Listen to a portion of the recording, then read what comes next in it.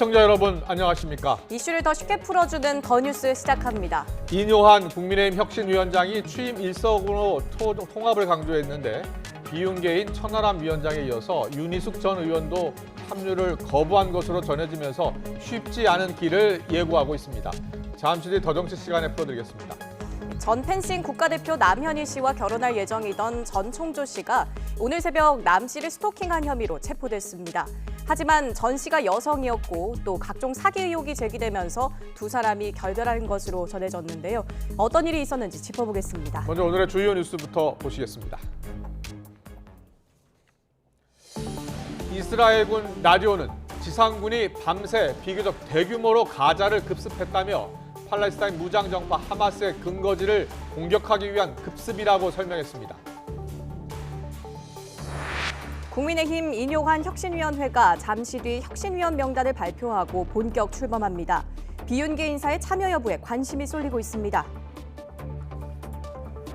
윤석열 대통령이 중동 국빈 방문 일정을 마친 뒤에 곧바로 박정희 전 대통령 서거 44주기 추도식에 참석했습니다. 현직 대통령이 추도식에 참석한 건 이번이 처음인데 박정희 전 대통령 장녀인 박근혜 전 대통령도 참석해 두 사람은 1년 5개월 만에 재회했습니다.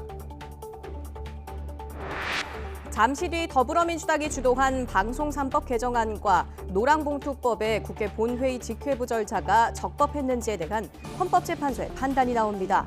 방송 3법 개정안은 공영방송의 지배구조를 바꾸는 내용을, 노란봉투법은 파업 노동자에 대한 기업의 손해배상 청구를 제한하는 내용을 담고 있습니다. 미국 주식시장 급락 소식에 국내 주식시장의 전 업종이 모두 내림세를 보였습니다.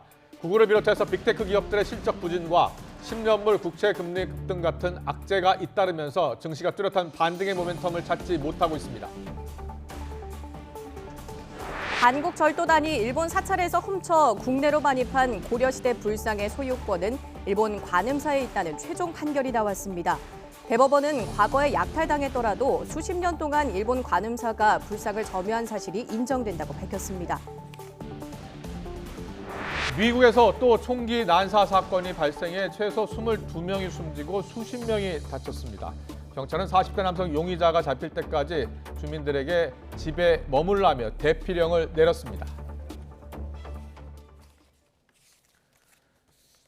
네, 먼저 방금 들어온 속보입니다. 앞서 자막으로도 전달해 드렸는데요. 이스라엘이 가자 지구에 대한 지상전을 시작한 것으로 보입니다. 이스라엘 지상군이 현지 시간으로 25일 밤 팔레스타인 가자 지구에서 비교적 대규모로 작전을 펼쳤다고 이스라엘 군이 밝혔습니다. 이스라엘 군 라디오는 지상군이 간밤에 팔레스타인 무장정파 하마스의 근거지들을 공격했다고 보도했습니다. 이스라엘 군 라디오는 이번 지상군의 공격은 지난 7일 개전 이후 전개된 것들보다 큰 규모였다고 설명했습니다.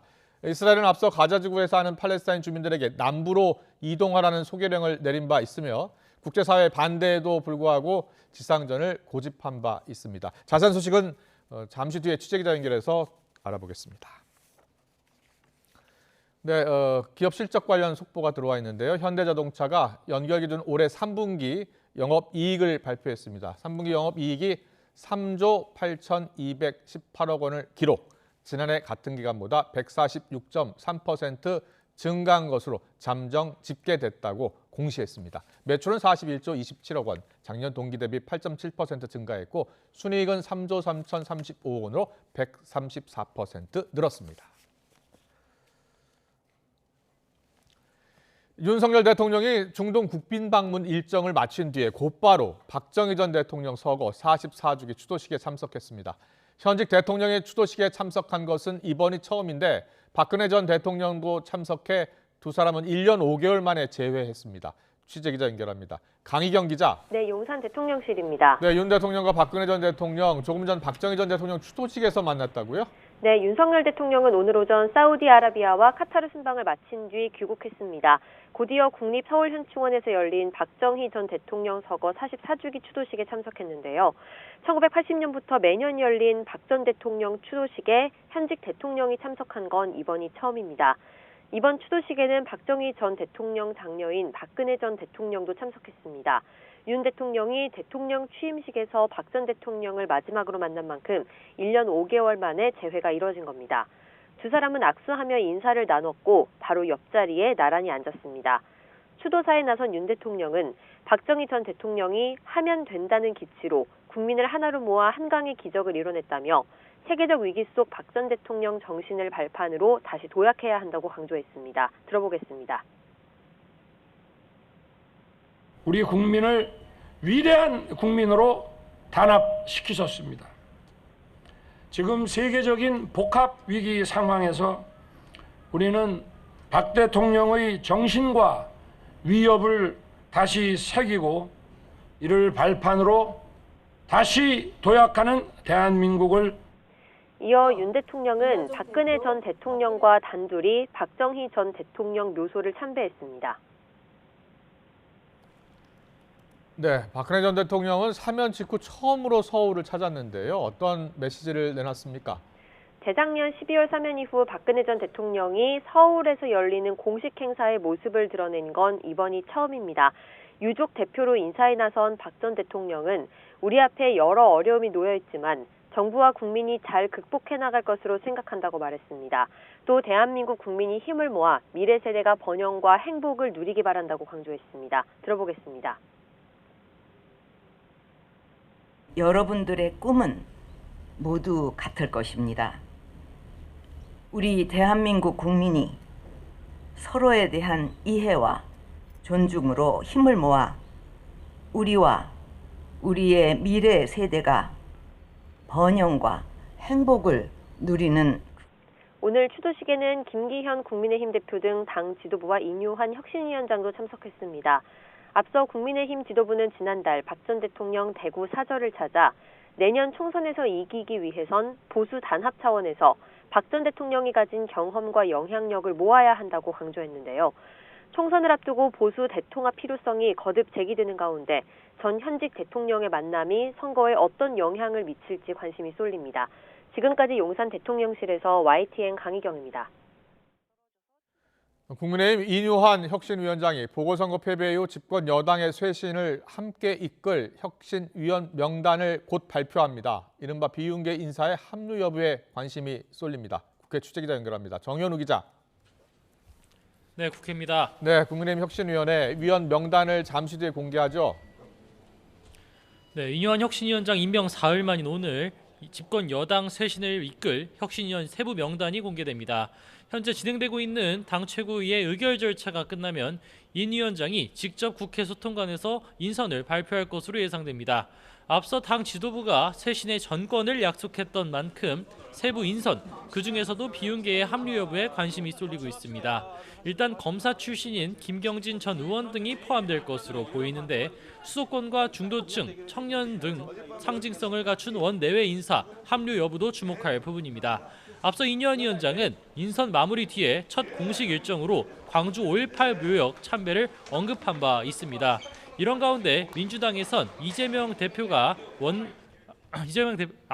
당 대표는 물론 기회가 된다면 윤석열 대통령과도 이야기를 나누겠다고 말한 바 있습니다. 이런 가운데 민주당 이재명 대표는 오늘 전 현직 원내대표들과 만남을 이어갔습니다.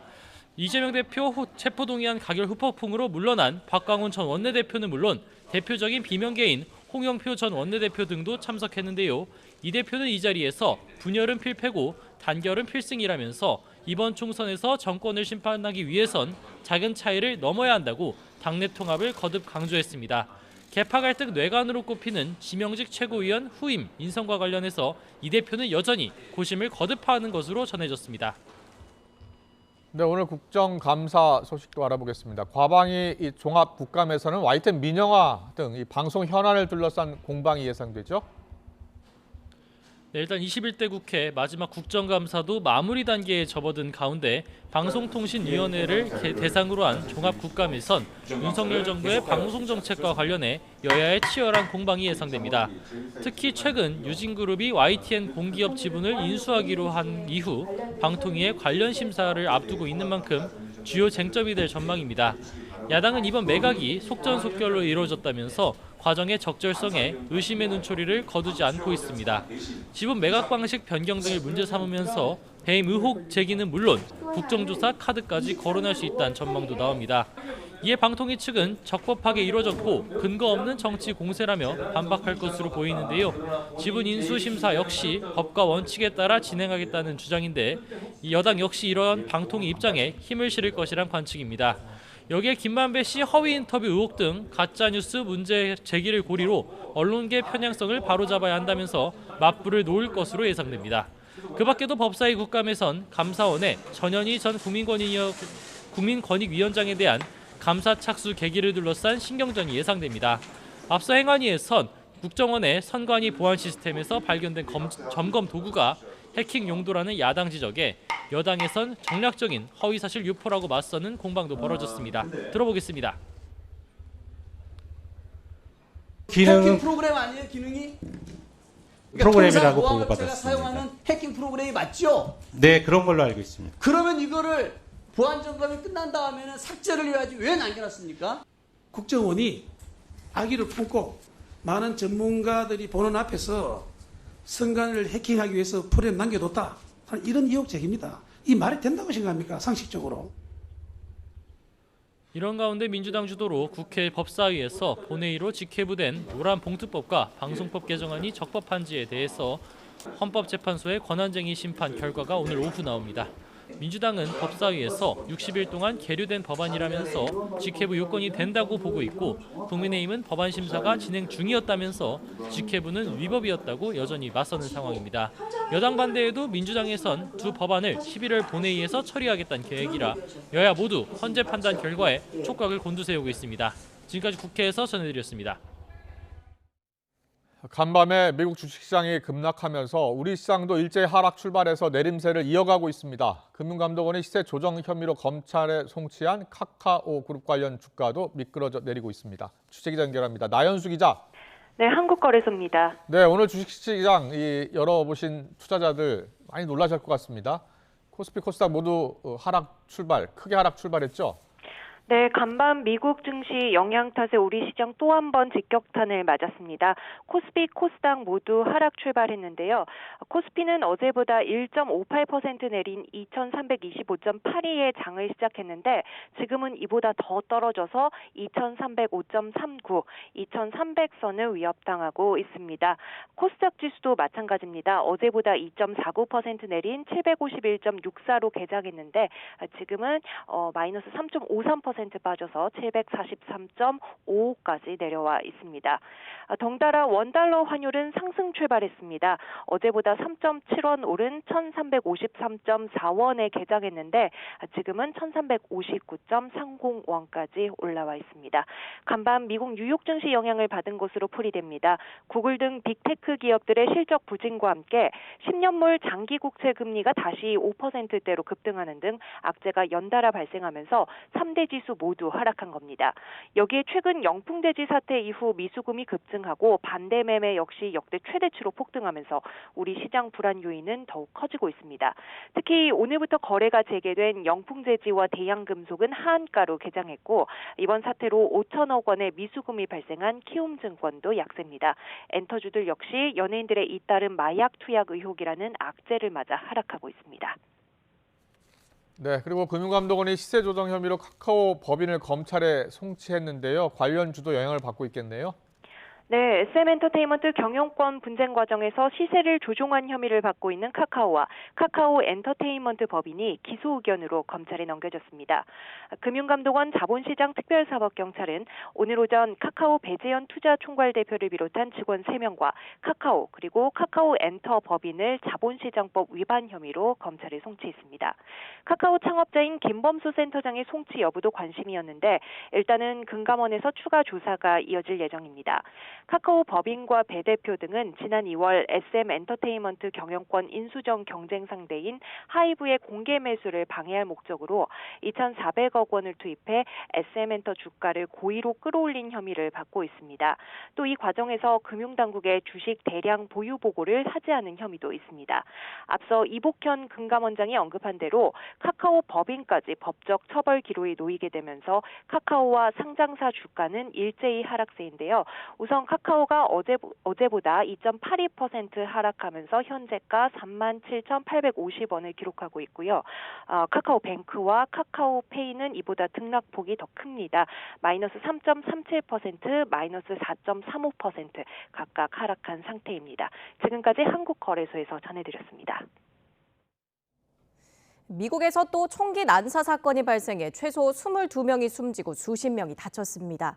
용의자는 40대 백인 남성이고요. 현지 경찰 당국은 공개 수배령을 내리고 쫓고 있습니다. 국제부 연결해 보겠습니다. 최영주 기자. 네, 국제부입니다. 네, 미국에서 또 집단 총기 난사가 일어났군요. 네, 그렇습니다. 미국 동부 메인주 루이스턴에서 현지 시간 25일 밤, 우리 시간으로는 오늘 아침 총기 난사 사건이 일어났습니다.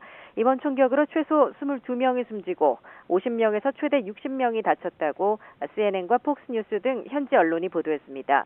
현재 부상자가 많아 사망자 수는 더 늘어날 수도 있습니다.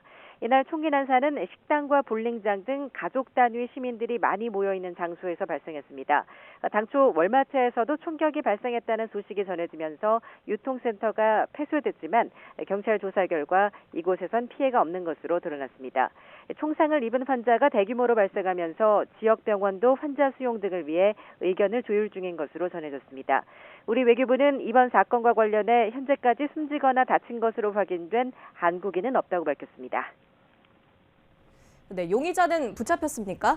아직 붙잡히지 않은 상태입니다. 경찰은 이번 집단 총기 난사 사건의 용의자로 40살 로버트 카드라는 이름의 백인 남성을 특정해 행방을 쫓고 있습니다. 현지 수사 당국은 이 남성의 사진을 SNS에 공개하고 수배령을 내렸습니다. 이와 함께 용의자가 타고 다닌 차량으로 추정되는 흰색 SUV 차량 사진도 함께 공개하며 시민들의 제보를 요청했습니다. 범행 당시의 사진을 보면 갈색 셔츠와 청바지를 입은 남성이 긴 총을 겨눈 채 시내 곳곳을 누비고 있는 모습입니다. 수사 당국은 일단 테러리즘의 초기 징후는 없는 것으로 판단하고 있다고 미 NBC 방송은 전했습니다. 이번 사건의 용의자는 미 육군 예비군 소속으로 훈련을 받은 총기 교관이며 최근 정신건강시설에 입원해 치료를 받은 것으로 확인됐습니다. 현지 당국은 용의자가 잡힐 때까지 모든 주민에게 출입문을 잠그고 집에 머물라며 대피령을 내렸습니다. 또 각 상점과 업체들에도 문을 닫을 것을 권고했다고 현지 언론이 전했습니다. 이번 집단 총기 난사 사건이 벌어진 루이스턴은 메인주의 제2의 도시로 인구는 3만 6천여 명의 소도시입니다. 미국 메인주 자넷 메스 주지사는 성명을 내고 현지 주민들의 수사 당국 지시에 따를 것을 촉구한다고 말했습니다. 이 미 백악관은 조 바이든 대통령이 총기 난사 사건에 대해 보고를 받았으며 연방 차원의 지원을 약속했다고 발표했습니다. 이 미 연방수사국 FBI는 이 사건 수사를 위해 메인주 치안 당국과 협조할 것이라며 경계를 늦추지 말고 수상한 사람에 대해 즉각 당국에 신고해달라고 당부했습니다. 지금까지 국제부에서 전해드렸습니다.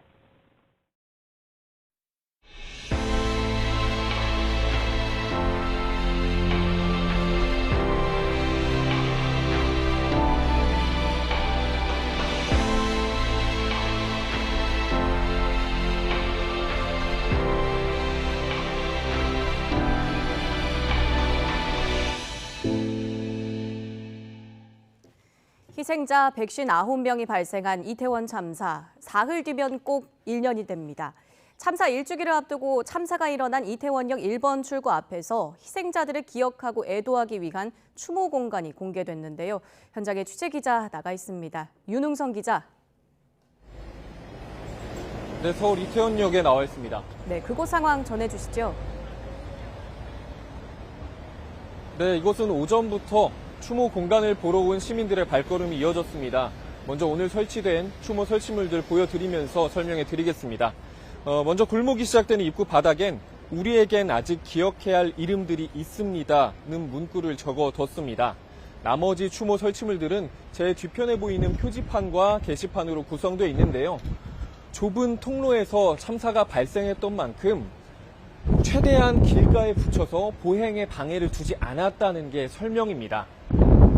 가장 앞쪽에 보는 표지판을 보면요. 12구 기억과 안전의 길이라는 이 추모 공간의 이름이 적혀 있습니다. 참사가 일어난 10월 29일을 기억하고 안전한 사회를 만들자는 의미가 담겼습니다. 바로 옆에는 게시판이 연달아 3개가 있는데요. 10월 29일 참사가 일어났던 당시의 설명과 추모 메시지, 사진들이 담겼습니다. 그리고 곳곳에 다양한 언어로 적혀 있는 문구들이 보이는데 이태원 참사로 여러 국적의 희생자가 발생한 만큼 이들이 사용했던 14개 언어로 그날의 밤을 기억하는 모두의 오늘이 안녕하길 바란다는 문장을 번역했습니다. 유족들도 실제로 조성된 추모 공간은 처음 봤는데요. 이야기 직접 들어보겠습니다. 이제는 기억과 애도에 더해 안전의 공간으로 한 걸음 더 나아가고자 합니다. 모두가 안전하게 일상을 보낼 수 있는 사회가 되는 것이 저희 유가족이 가장 바라는 것입니다. 오늘 공개된 추모 설치물은 이태원 참사 유가족들과 시민대책회의, 이태원 관광특구연합회가 힘을 모아 조성했습니다. 유가족과 참사 생존자뿐만 아니라 상인 등 시민들도 함께 만들어냈다는 점에서 의미가 큽니다. 그래서 앞으로도 게시판 내용은 시민들과 소통을 거쳐 2달마다 교체될 예정입니다. 유족들은 추모 설치물은 이태원 참사를 기억하기 위한 추모 공간을 중간 정비하는 성격이라며 국회에서 이태원 참사 특별법이 제정돼 추모 공간이 최종 조성되기 전까지는 지금의 형태로 유지될 거라고 밝혔습니다. 지금까지 서울 이태원역에서 YTN 윤웅성입니다. 네, 앞선 연결해서 바람 소리가 들어가 음향 상태가 좋지 못했는데요. 양해 말씀드립니다. 다음 소식입니다. 윤석열 대통령이 오는 29일 이태원 참사 1주기를 맞아 서울광장에서 열리는 시민 추모대회에 참석하지 않기로 한 것으로 알려졌습니다. 대통령실 관계자는 YTN과의 통화에서 참석 여부를 진지하게 논의했지만 야당이 공동 주최하는 행사라 정치적 모임이라고 판단해 불참을 결정했다고 설명했습니다. 다만 대통령실은 행사 참여 외에 다른 방식을 계속 검토하고 있다고 밝혀 이태원 참사 1주기와 관련한 윤 대통령의 메시지가 나올 것으로 보입니다. 이태원 참사 당시 중요한 책임자로 꼽히는 김광호 서울경찰청장의 법적 책임에 대해 검찰은 참사 1주기를 눈앞에 둔 지금까지도 수사를 이어가고 있습니다. 올해 안에는 재판에 넘길지에 대한 결론을 낸다는 방침인데요. 실제로 책임을 물을 수 있을지는 의문입니다. 황보혜경 기자가 짚어봤습니다. 159명의 국민이 희생된 이 참담한 사태에서 그 어느 누가 책임을 질 리가 없고 책임도 밝혀지지도 않았습니다. 최근 지휘부가 바뀐 서울 서부지검은 이태원 참사를 전담하는 수사팀을 재편해 사건을 처음부터 다시 들여다보고 있습니다. 검찰은 지난해 12월 경찰청 특별수사본부로부터 참사 발생에 책임이 있는 피의자 23명을 넘겨받았습니다. 하지만 경찰 피의자 가운데 가장 윗선으로 꼽히는 김광호 서울경찰청장에 대해선 1년이 다 되도록 기소 여부조차 결정하지 못하고 있습니다. 검찰 수사가 길어지는 이유는 바로 업무상 과실치사상의 책임을 어디까지 따져 물을 수 있느냐 때문입니다. 책임을 물으려면 먼저 참사가 벌어지기 전 가능성을 예견하고 예방과 주의 의무를 다했는지, 그리고 참사 발생 당시 구체적인 상황 통제가 가능했는지를 살펴야 합니다. 나아가 주의 의무를 위반하고 그로 인해 사망자가 발생했다는 인과관계까지 모두 인정돼야 하는 겁니다. 특히 김광호 서울청장은 당시 현장에 있지 않았다는 점에서 소홀한 조치로 인명피해가 커진 책임을 입증해낼 수 있느냐가 관건입니다. 과거 비슷한 사건의 판례는 어떨까? 지난 2015년 민중 총궐기 집회에서 경찰 물대포에 맞은 뒤 숨진 백남기 농민 사건에선 현장 지휘관은 물론 총괄 책임자의 공동 책임이 있다고 판단했습니다. 업무상 과실치사 혐의로 재판에 넘겨진 당시 구은수 전 서울경찰청장은 8년 만인 올해 4월 대법원에서 벌금 1,000만 원의 유죄 판결이 확정됐습니다. 구 전 청장도 현장에는 없었지만 상황실에서 CCTV를 보고 무전까지 들으면서 상황을 챙기고 있었던 만큼 구체적인 현장 통제와 사고 예방이 가능했다고 판단한 겁니다. 하지만 지난 2020년 7월 부산에 내린 폭우로 3명이 숨진 초량 지하차도 사고와 관련해선 얼마 전 항소심에서 유무죄가 뒤집혔습니다. 항소심 재판부는 당시 구청장 직무대행으로서 퇴근했던 부구청장에게 집중호우에 따른 재난 가능성을 예상하기 어려웠다면서 무죄를 선고했습니다. 김광호 서울청장의 경우 참사 발생 1시간 20여 분 뒤에야 이임재 전 용산경찰서장에게 첫 보고를 받고 뒤늦게 참사를 인지했습니다. 구체적인 상황 통제가 어려웠다고 볼 수 있다는 점에서 김광호 서울청장 불기소에 무게가 실린다는 관측도 나옵니다. 검찰은 올해 안에 기소 여부를 결론짓겠다는 방침 아래 법리 검토와 추가 증거 확보에 주력하고 있습니다. YTN 황보혜경입니다. 올가을 첫 스모그가 유입되면서 현재 곳곳에 공기가 탁합니다. 오늘 밤 사이에는 중국발 스모그가 또 한 차례 유입된다는 전망인데요. 자세한 날씨 기상캐스터 연결해 보겠습니다. 원희다 캐스터.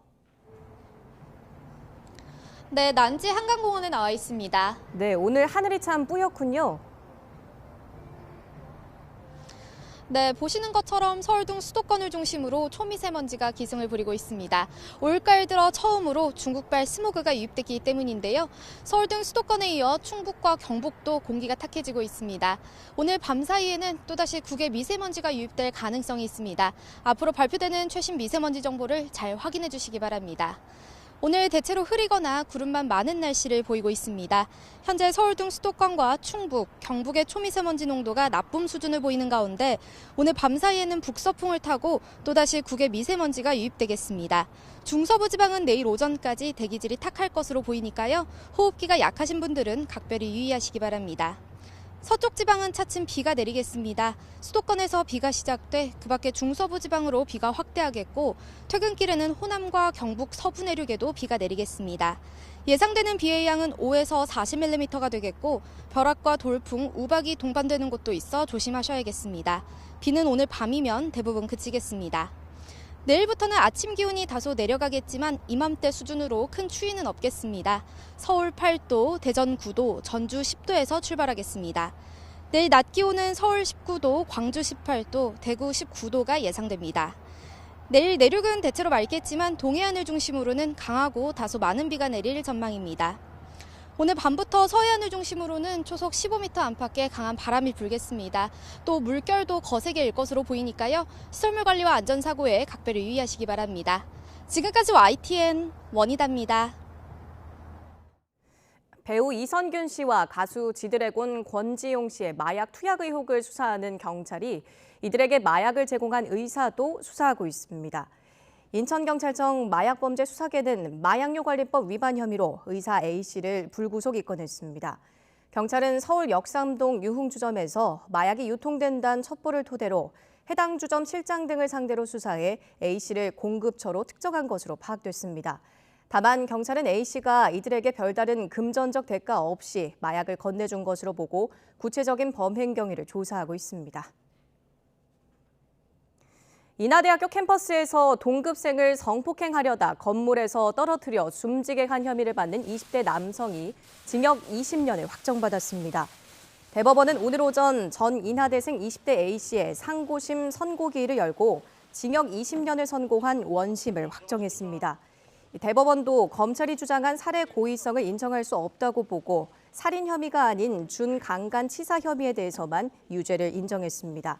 A씨는 지난해 7월 15일 새벽 인천 인하대학교 캠퍼스 단과대학 건물에서 만취한 여학생을 성폭행하려다 8m 높이 창문 밖으로 추락시켜 살해한 혐의로 재판에 넘겨졌습니다.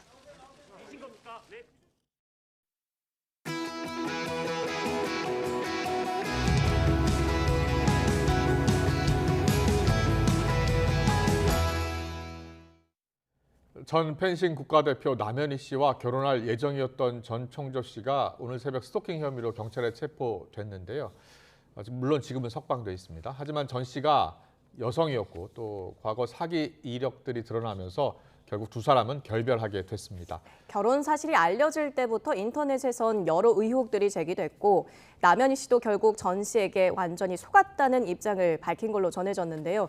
도대체 어떤 일이 있었던 건지 이은희 변호사와 짚어보겠습니다. 어서 오세요. 어서 안녕하세요. 네, 두 사람의 결혼 예정부터 오늘 아침 스토킹 혐의 체포까지 큰 화제가 됐잖아요. 네. 근데 오늘 먼저 새벽에 어떤 일이 있었습니까? 그 전날 예. 남현희 선수가 이제 집으로 친정 집으로 돌아갔습니다. 이제 그런 상황이 벌어지니까 지금 이제 이 전청조 씨가 계속해서 연락을 취했던 것 같고 예. 연락을 받지 않으니까 이제 이 친정 집으로 새벽에 찾아와서 이제 새벽 1시경에 계속해서 문을 두드리고 초인종을 누르고 이제 진입 시도를 한 거죠. 그렇군요. 이제 그 과정에서 이제 경찰에 신고가 들어갔고 예. 경찰이 출동해서 스토킹 등 혐의로 이제 체포해서 데리고 있다가 네. 이제 6시경에 이제 풀어준 지금 그런 상황이라고 합니다. 그렇군요. 예. 예, 이 전반적으로 하나하나 한번 짚어볼 필요가 있을 것 같은데요. 두 사람 결혼 소식부터 한번 살펴보죠. 이 결혼 소식 어떻게 알려지게 됐습니까? 그 남현희 선수와 이제 전청조 씨가 그 인터뷰를 합니다. 이 여성 주간지, 여성 월간지고요.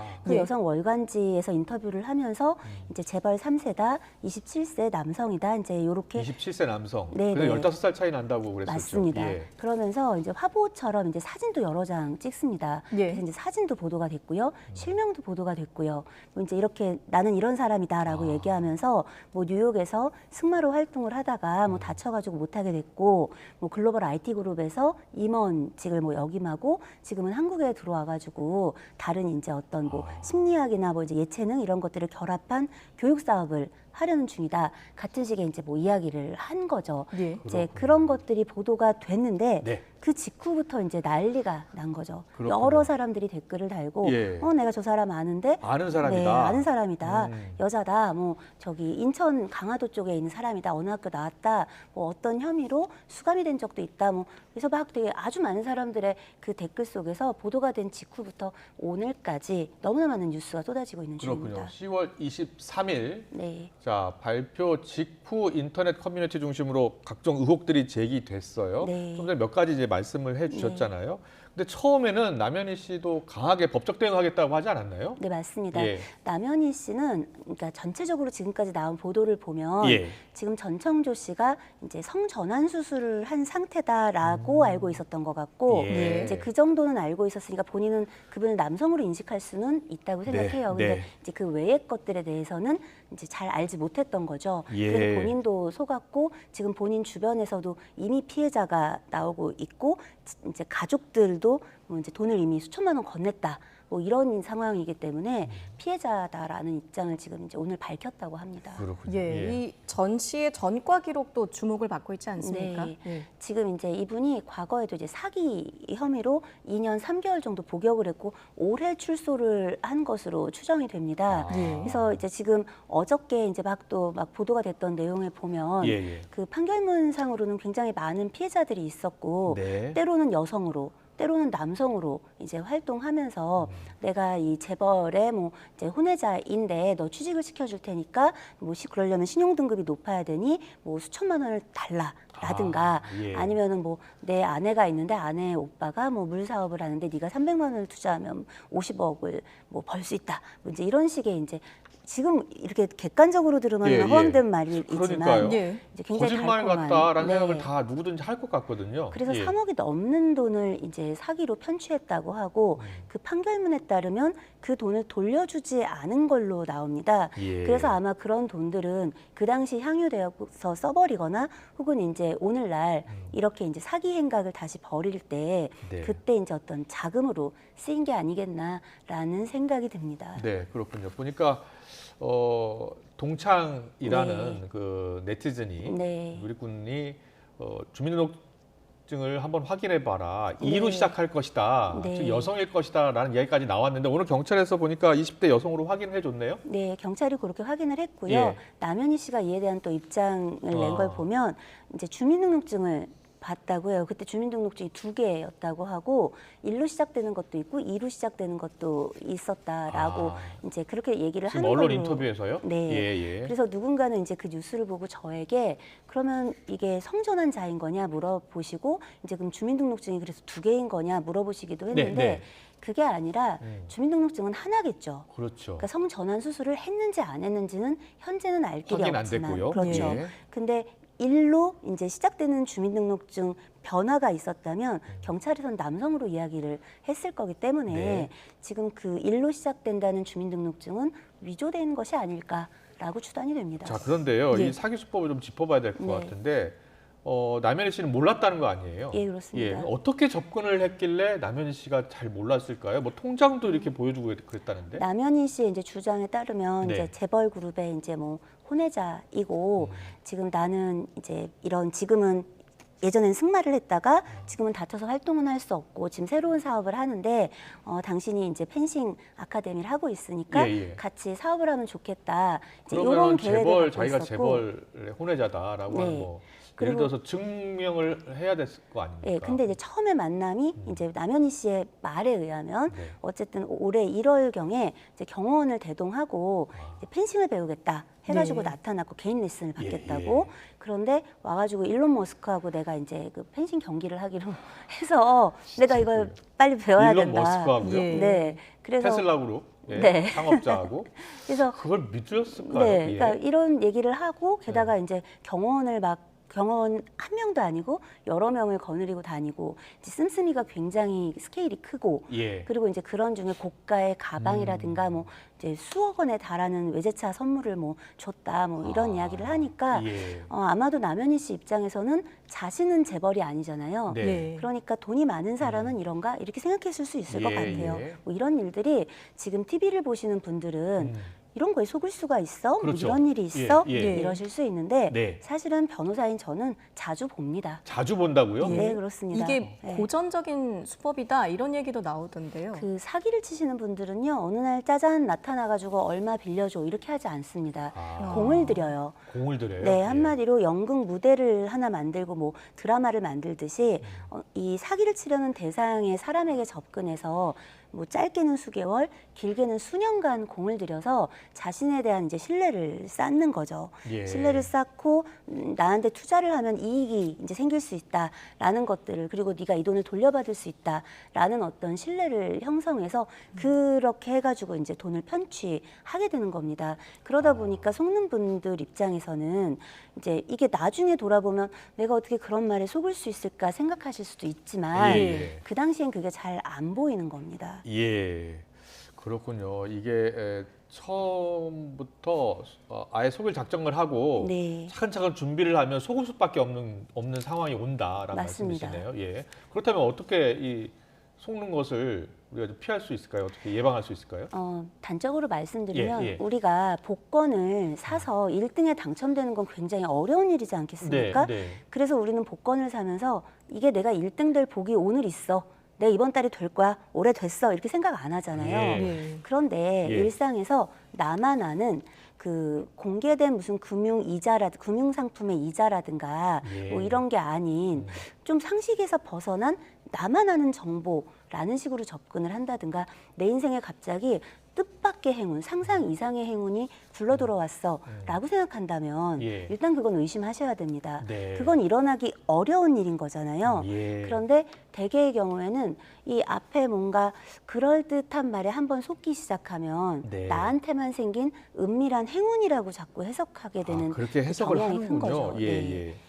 그러면은 일단은 그런 나한테 오는 행운이 진짜 행운인지는 좀 더 고민을 더 많이 해야 되고 더 점검해봐야 되고 확인해봐야 되겠네요. 그렇습니다. 일반성, 정상성에서 벗어난다라는 게 무엇인지를 좀 돌아볼 필요가 있다. 사실은 그래서 이 속여서 뭔가 사람들로부터 이익을 취하려는 사람들 자체를 원천적으로 차단할 방법이 없지 않겠습니까? 그런데 그 사람들과 엮이지 않으려면 그런 사람들이 이렇게 넌지시 내미는 어떤 유혹, 그러니까 어떤 뜻밖의 행운, 예. 지나치게 어떤 그 과장되어 있는 어떤 이익들 이런 네. 부분에 있어서는 멈춰서 예. 이게 상식적이지 않다면 검증해봐야 되지 않나라는 생각을 해보는 거 예. 이게 필요하지 않을까라고 생각합니다. 했는데 이런 사기 피해를 당했기 때문에 정치적 충격이 클 것 같아요.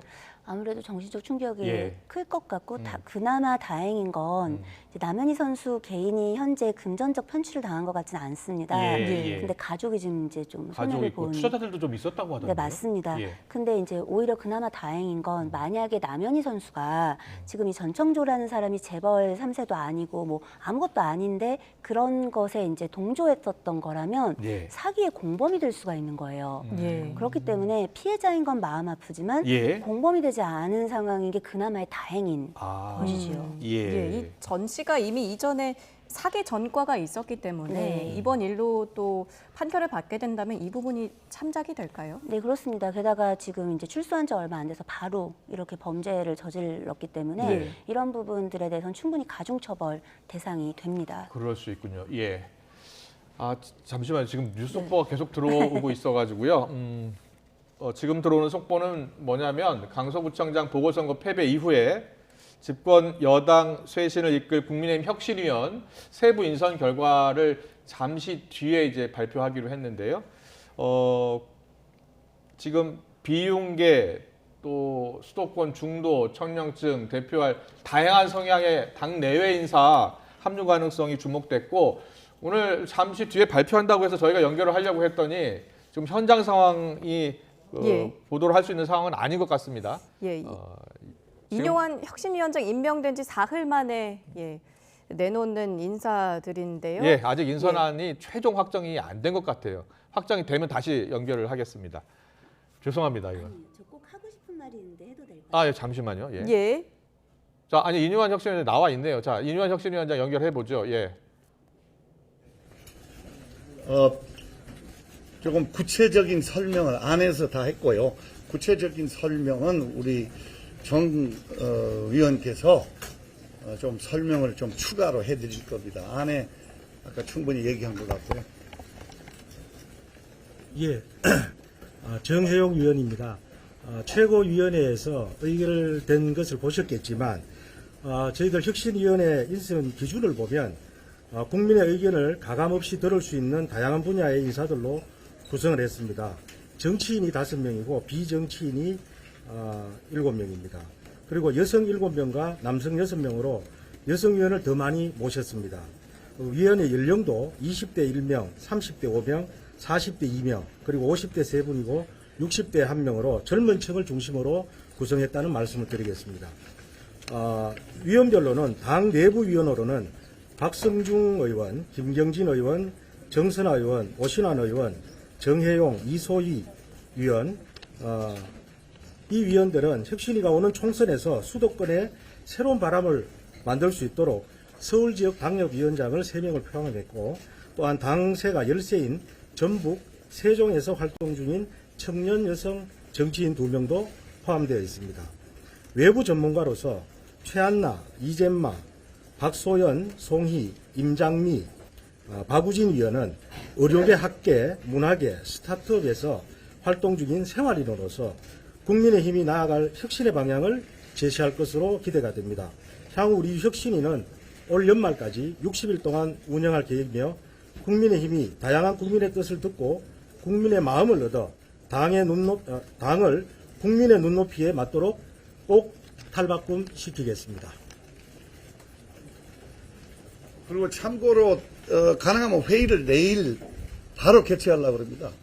스케줄이 이명박 대통령도 찾아뵈려고 그러고 대구에도 가서 박근혜 대통령도 언제 잡힐지는 모르겠지만 내려가서 만나고 또 뭐랄까요, 이 일을 하는 데 있어서는 제가 원래 병원에서 의사입니다.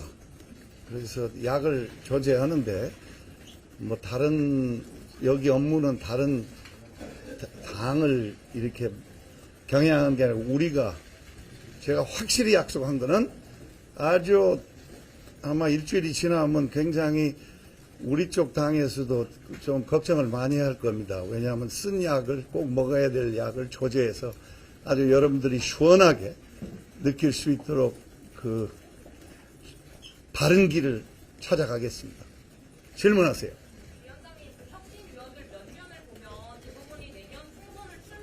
당협위원장들이 많으신데요.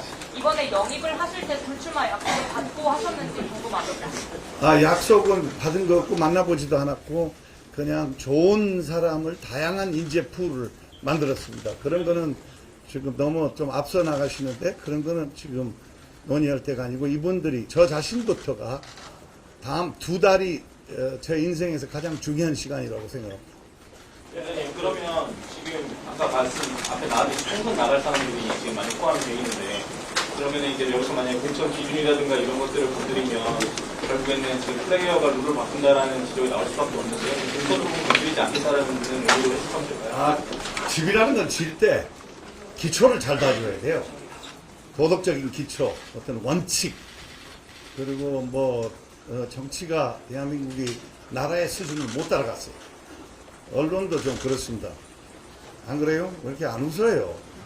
재미난 얘기 아니에요.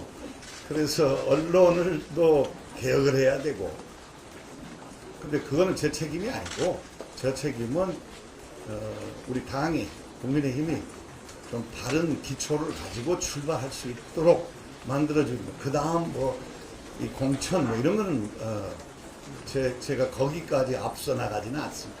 위원장님 공천은 아예 손을 안 대신다는 의미로 해석이 아닙니다. 기초를 다진다고 그랬어요. 하지만 플레이어가 룰을 만드는 게 맞느냐 이런 지적에 대해서 어떻게 보시는가요? 플레이어 얘기도 듣고 여러 다양한 의견을 들어야죠. 현역 의원 중에 박동준 의원이 네, 이뇨한 혁신위원장의 발표 내용이 있었는데요. 기자들하고 일문일답 잠깐 들어봤고요. 국민의힘 혁신위원 인선이 조금 전 발표가 됐습니다. 13명이었죠. 김경진 전 의원, 오신환 전 서울시 정무부시장, 또 박성중 의원, 또 정선화 전주시병 당협위원장, 정혜용 전 대구경제부시장도 포함이 됐네요. 예, 그리고 이소희 세종시 의원, 이잼마 교수, 또 네. 이장미 대표, 최한나 교수, 또 박소연 조교수, 송희 전 앵커, 또 2000년생 경북대 재학생 박우진까지 혁신위원으로 합류가 됐습니다. 네, 좀 더 자세한 소식 역시 이어지는 뉴스 시간 그리고 더 정치 시간에 풀어드리겠습니다. 네, 이인희 변호사가 지금 계속 이야기하고 있는데 이인희 변호사께서 이런 사건이 상당히 많다, 조심해야 된다는 말씀 해주셨잖아요. 시청자분들께 꼭 하고 싶은 말씀 좀 해주세요. 최근에 했었던 사건들 몇 가지를 간단하게 말씀드리려고 합니다. 이태리 한복 모델을 시켜주겠다. 모델 지망생들이 모인 이제 그 포털 카페 같은 데 등장해서 이태리에서 한복 모델로 활동하게 하고 2년 3년 전속해서 3억 주겠다. 이러고서 이제 면접을 보겠다고 불러내서 돈을 뜯어내기도 하고 혹은 성폭행을 하기도 하고 이제 이런 사건들이 있었어요. 그리고 그런 거 외에도 리포터를 시켜주겠다. 나는 PD다. 이러면서 이제 나이가 드신 PD님들은 이름은 있지만 이름은 확인이 되는데 얼굴이 확인이 안 되는 경우들이 있잖아요. 사이트에서. 그런 걸 사칭하는 경우들도 있습니다. 로맨스 스캔 같은 건 말할 것도 없고요. 자, 이런 예를 왜 들어드리냐면 마음, 외로움, 그다음에 기대 이걸 이용하는 거예요. 이걸 파고들고. 그러니까 사실은 마음이 약해져 있는 거죠. 뭐가 되고 싶잖아요. 지망생들은 모델이 되고 싶든 리포터가 되고 싶든 작가가 되고 싶든 뭐가 되고 싶든 되고 싶은 사람에게 접근해서 내가 너에게 이걸 해줄 수 있는 사람이라고 이야기하는 것들이 굉장히 큰 유혹이 됩니다. 마음이 고프고 외롭고 사랑하고 싶은 사람에게 내가 너를 감싸주고 내가 널 사랑할 사람이야 라고 얘기하는 건 굉장히 기대고 싶은 무엇이 되죠. 이런 것들이 무조건 다 아닌 건 아니겠지만 그런 어떤 접근 후에 그런데 돈을 좀 네가 가져와봐 라는 이야기가 이제 등장할 때 거기에 꼭 돈이 등장하더라고요. 그렇죠. 그럴 때 귀에서 딸랑딸랑 소리가 들리셔야 됩니다. 어떤 소리냐. 내가 이 사람을 사랑한다면 내가 만약에 돈이 필요한다면 이 사람에게 달라고 할까? 이걸 한 번쯤 생각해 보신다면 바꿔서 생각해 보는 그렇죠. 거군요. 그게 최면을 깨는 하나의 작은 키는 될 수 있지 않겠냐. 네, 그 말씀을 꼭 드리고 싶습니다. 그렇군요.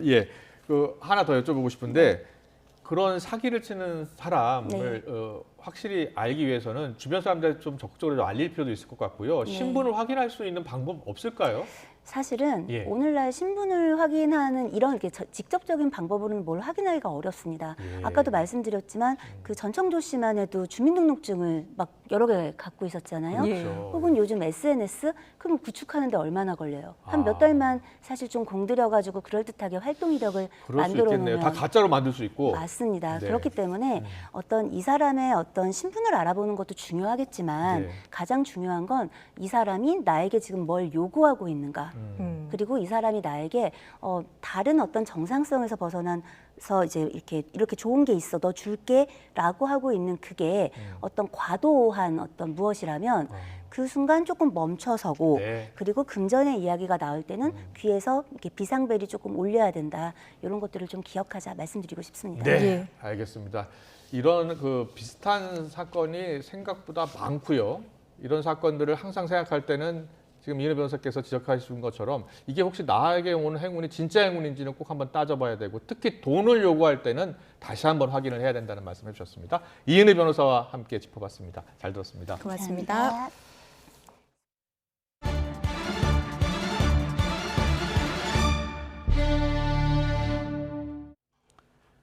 한국절도단이 일본 사찰에서 훔쳐 국내로 반입한 고려시대 불상이 누구 소유인지를 두고서 7년 동안 법정 다툼이 이어져 왔습니다. 네, 오늘 불상 소유권은 일본 관음사에 있다는 대법원의 최종 판단이 나왔습니다.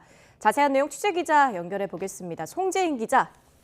네, 대법원입니다. 어떤 판결 내용이었습니까?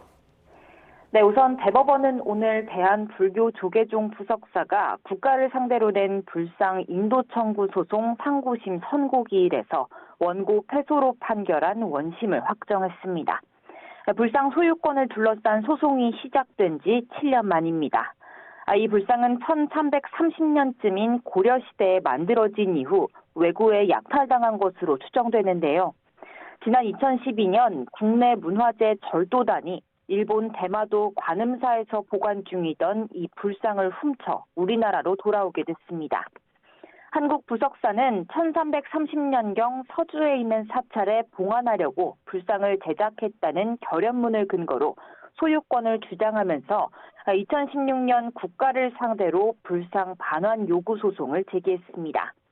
이에 대해 당시 정부는 절도단의 형사소송에서 이미 압수와 몰수 판결이 확정돼서 일본에서 반환 청구가 들어왔다며 불상을 일본에 돌려줘야 한다고 주장했습니다. 이에 대해 먼저 1심 재판부는 불상이 도난과 약탈 등 비정상적인 방법으로 일본 대마도로 옮겨졌다며 부석사 손을 들어줬습니다. 반면 2심에서는 결과가 뒤집혔는데요. 소송 원고인 서산 부석사가 불상을 제작한 서주 부석사와 같다는 게 인정되지 않고 같다고 가정하더라도 일본 관음사가 수십 년 동안 불상을 점유한 사실이 인정된다며 원고 패소로 판결했습니다. 대법원 역시 2심 판단에 문제가 없다고 보고 오늘 원심 판결을 확정했습니다.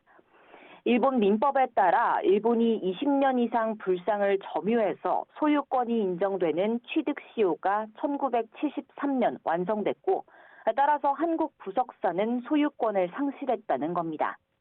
다만 서주 부석사와 원고 부석사가 같은지 단정할 수 없다고 한 2심 판단은 잘못됐다면서 같은 사찰로 봐야 한다고 설명했습니다.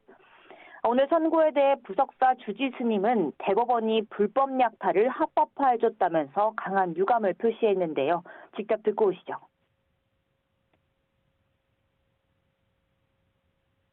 폐륜적 판결입니다. 우리 대법원은 무력적, 불법적 약탈을 합법화해 주었습니다. 저희는 이 판결을 인정할 수가 없습니다. 이번 소송에 한일 양국 모두 각별한 관심을 가졌던 만큼 대법원 판결에 따른 파장이 이어질 것으로 보입니다. 지금까지 대법원에서 YTN 송재인입니다. 자신의 저서를 통해서 일본군 위안부를 매춘부로 표현한 박유하 세종대학교 명예교수의 명예훼손 사건이 무죄 취지로 대법원에서 파기 환송됐습니다. 대법원은 오늘 오전 박 교수의 상고심 선고기일에서 벌금 1,000만 원을 선고한 원심을 깨고 사건을 서울고등법원으로 돌려보냈습니다.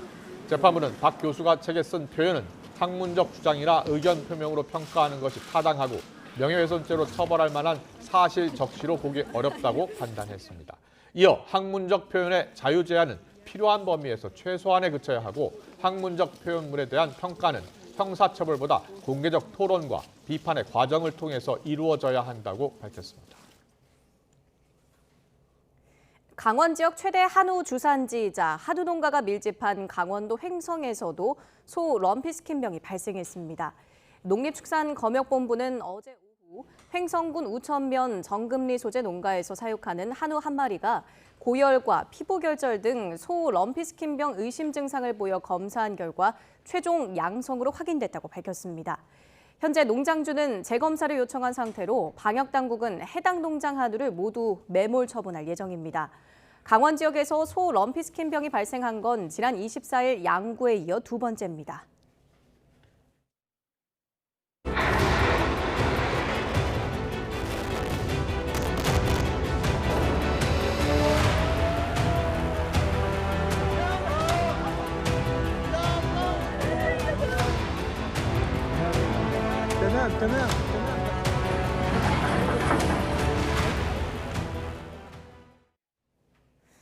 이스라엘 지상군이 팔레스타인 가자 지구에서 비교적 대규모로 작전을 펼쳤다는 소식이 들어오고 있습니다. 며칠 전 전개된 기습작전의 연장선상인지 본격적인 지상작전 개시에 더 다가선 건지 관심이 집중되고 있는데요. 취재기자 연결해 보겠습니다. 류재용 기자. 네, 국제부입니다. 네, 우선 이스라엘군 라디오가 보도한 내용 전해주시죠. 네, 이스라엘군 라디오는 지상군이 현지 시간 25일 밤, 우리 시간으로 오늘 새벽 정도로 추정됩니다만 가자지구로 침투했다고 보도했습니다. 공격 목표는 가자지구 안에 있는 팔레스타인 무장정파 하마스의 근거지들이었다고 전했습니다. 이스라엘군 라디오는 그러면서 이번 공격이 비교적 큰 규모였다고 설명했습니다. 지난 7일 하마스의 공격에 따른 개전 이후 이스라엘군이 전개한 그 어떤 공격들보다 큰 규모였다는 것입니다. 이스라엘 지상군의 이번 가자지구 침투에는 단순한 보병뿐만 아니라 불도저와 탱크 등도 동원됐습니다. 이스라엘군은 지상군이 침투 공격 작전을 성공적으로 마친 뒤 이스라엘 영토로 빠져나왔다고 설명했습니다. 네, 그럼 이번 공격 결국 지상작전 개시로 이어지는 겁니까? 네, 앞서 이스라엘군은 지난 23일 밤에도 전격적으로 가자지구에 지상군을 투입했습니다. 당시에도 탱크와 보병이 동원돼 하마스 무장 세력을 소탕하기 위해 제한적인 기습작전을 펼쳤습니다. 당시 이스라엘군 대변인은 기습작전이 다음 단계의 전쟁을 위한 준비의 일환이라고 규정을 했습니다. 이번에도 같은 표현을 쓰고 있습니다. 결국 이번 작전도 규모는 더 커졌지만 본격적인 지상작전의 개시라기보다는 그 연장선상에서 사전 정지 작업을 하고 있는 것으로 보입니다. 현재 이스라엘군은 하마스 제거를 위해 지상작전 태세를 계속 강화하면서 긴장이 고조되고 있습니다. 하지만 미국을 비롯한 국제사회가 하마스가 붙잡고 있는 인질 문제와 대규모 인명피해 등에 대한 우려를 표시하고 있어 이스라엘의 지상작전이 연기되거나 또는 축소되는 것 아닌가는 전망도 나오고 있는 상황입니다. 지금까지 국제부에서 전해드렸습니다. 하마스의 공격 때 인질들이 붙잡혀간 뒤 20일 가까이 생사조차 알지 못하는 가족들은 애가 탑니다. 인질 석방 협상을 주도하고 있는 카타르는 일부 진전이 있었으며 조만간 돌파구가 열리길 기대한다고 밝혔습니다. 류재복 기자입니다. 도심 공원 한편에 곰 인형들이 놓였습니다. 눈에는 가리개를 씌웠고 가슴엔 아이들의 사진을 놓았습니다. 지난 7일 하마스의 이스라엘 공격 때 잡혀간 갓난아기 30여 명을 가리키는 것입니다. I don't believe it. I don't believe it, really. It's animals, people. How we can do it? 두 번에 걸쳐 인질 4명이 풀려나자 석방 협상에 거는 기대와 희망도 커지고 있습니다. 하마스와 협상을 주도하는 카타르는 최근 진전이 있었으며 조만간 돌파구가 열리길 기대한다고 밝혔습니다. 카타르는 이스라엘의 양보를 기대하지 말고 여성과 어린이 인질을 풀어주라며 하마스를 설득하고 있습니다. 하마스 역시 인질이 너무 많아 관리에 어려움을 겪는 것으로 알려졌습니다. At any moment of time, I think that if we will be able to get along between the two parties, I think we will see some breakthroughs hopefully soon. 협상의 성패는 하마스의 요구 조건에 따라 갈릴 것으로 보입니다. 하마스는 인질을 풀어주는 대가로 이스라엘에 갇힌 팔레스타인 보안 사범 석방과 연료를 포함해서 더 많은 인도적 지원을 요구할 가능성이 큽니다. 이스라엘군이 집계한 인질은 모두 222명, 이 가운데 외국인은 138명으로 절반이 넘습니다. YTN 유재복입니다. 이스라엘의 봉쇄 속에 가자지구 주민들은 물자 부족으로 큰 고통을 겪고 있습니다. 유일한 통로인 남쪽 라파 검문소를 통해 일부 구호품이 공급됐지만 여전히 부족한 상황입니다. 김태현 기자입니다. 가자지구 제2의 도시인 칸 유니스. 빵을 사려는 주민들이 앞다퉈 몰려왔지만 먹을 것을 손에 쥐는 사람은 소수에 불과합니다. 하마스의 기습 공격 이후 이스라엘이 전면 봉쇄한 가자지구는 모든 물자가 부족한 나날이 이어지고 있습니다. We've seen the total destruction, immense, huge destruction, civilian population, infrastructure. 지난 21일부터 남쪽 라파 검문소를 통해 구호 물자가 반입됐지만 연료는 포함되지 않았고 주민 수요를 감당하기에는 역부족입니다. 사흘간 들어간 구호 트럭은 50여 대. 230만 명의 가자 주민이 있으려면 하루에 최소 100대분이 필요하다는 지적도 나옵니다. With the escalation, with the increasing number of needs, so now we need even double the needs that they were regularly entered. But unfortunately, we're getting less, which is only 3%. 생활 물자는 물론이고 연료도 거의 바닥났습니다. 연료 없이는 구호 트럭도 병원 장비도 가동할 수 없습니다. 이스라엘은 전쟁 물자로 전용될 수 있는 연료 반입을 극도로 꺼립니다. 하마스는 연료 반입을 대가로 인질을 추가 석방할 가능성도 내비쳤지만 뾰족한 타협점은 아직 나오지 않았습니다. 가자지구 주민들의 고통이 심해지는 가운데 유엔이 제기한 인도주의적 지원을 위한 휴전 요구도 결실을 보지 못하고 있습니다. YTN 김태현입니다. 네, 한편 유엔 안보리가 이번 이스라엘과 하마스 간 전쟁과 관련해 결의안 채택을 논의했지만 또다시 무산됐습니다. 미국과 러시아는 상대방의 결의안에 반대 입장을 고수하다 끝내 접점을 찾지 못했습니다. 김선희 기자입니다. 이스라엘과 하마스의 전쟁 확전을 막고 민간인 피해를 최소화하자는 유엔 안전보장이사회 회의가 다시 열렸습니다. 미국이 먼저 가자 지구에서 인도적 지원을 위해 교전을 일시 중지해야 한다는 결의안을 냈습니다. We engaged with all council members to incorporate edits, including language on humanitarian pauses and the protection of civilians fleeing conflict.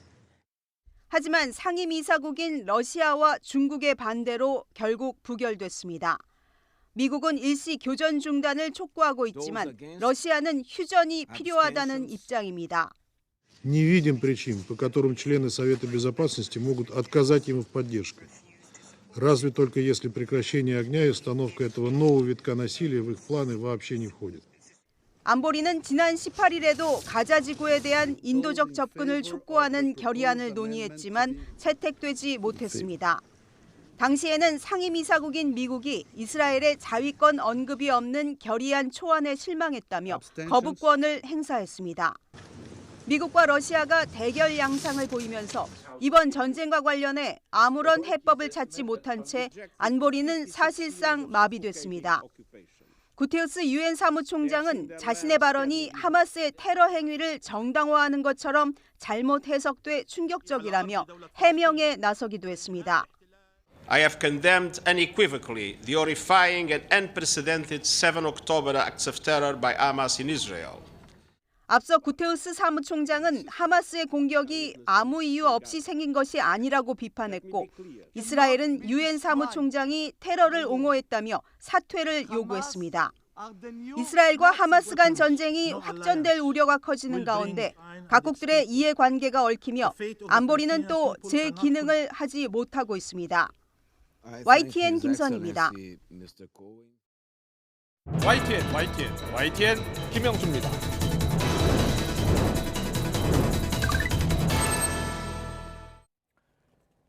네, 국민의힘 이뇨한 혁신위원장이 조금 전 혁신위원을 발표했습니다만 비윤계라고 할 수 있는 천하람 당협위원장에 이어서 윤희숙 전 의원도 제안을 거부한 것으로 전해졌습니다.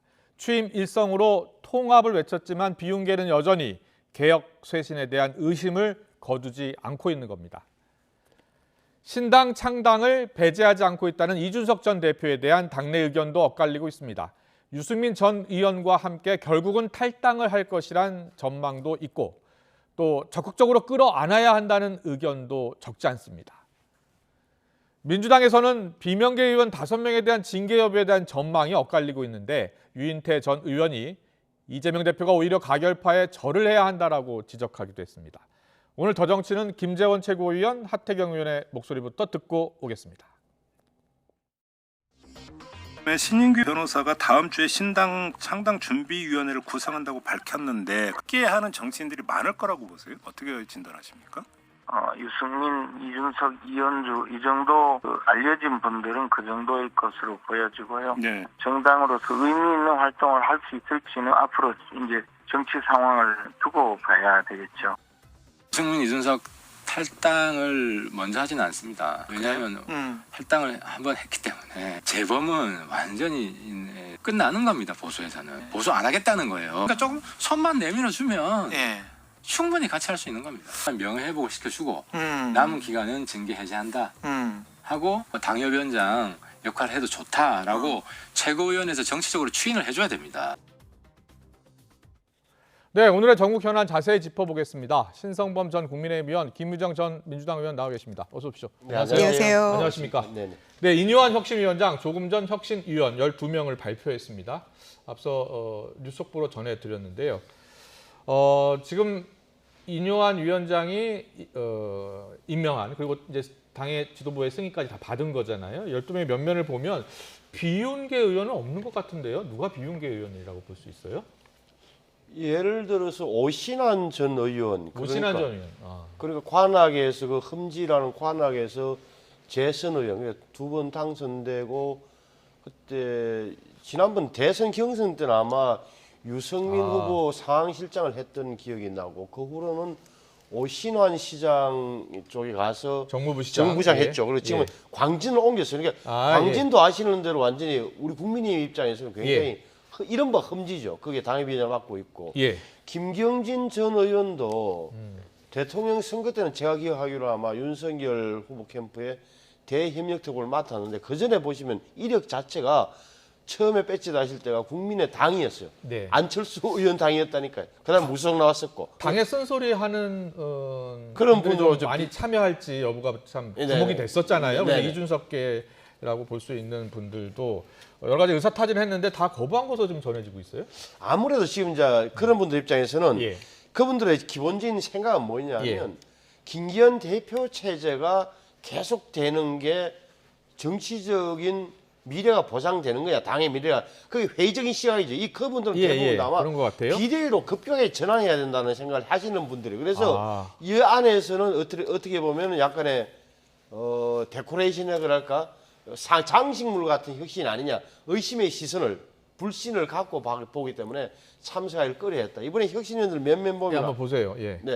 몇몇 보면 제 눈에 띈 것은 한마디로 하면 수도권이네. 박성중 의원, 서초구 그렇게 보시는군요. 재선 의원, 수도권.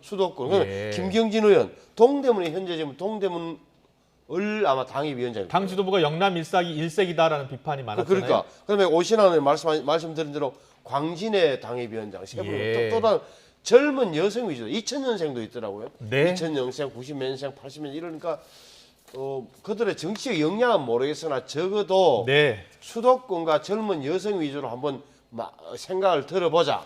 생각을 들어봐서 당을 한번 이런 식으로 바꿔보자는 제안을 하자는 인요한 위원장이 아마 의중이 반영된 것 같아요. 그렇습니까? 당에 쓴소리하고 또 그 대통령실과의 관계 개선 적극적으로 목소리 내실 분들이라고 보세요? 저 잘 몰라요.